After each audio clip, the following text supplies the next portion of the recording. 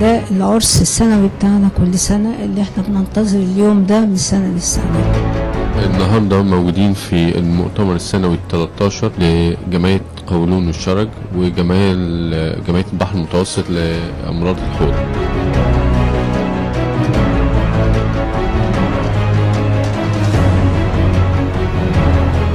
To be participating in a meeting that helps pay tribute to the entire family and keeps going what I think is really the epicenter of coloproctology in this part of the world.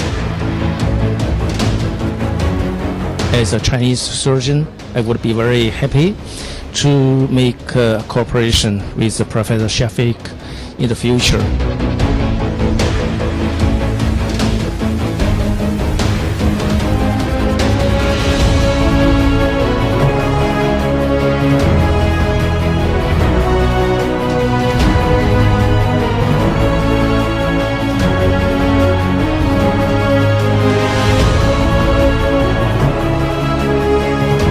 عملنا مقارنات بين نتائج القولون والشرج قبل التخصص وبعد التخصص، هتجدي ان النتائج تضاعفت عدة مرات للأفضل في صالح المريض.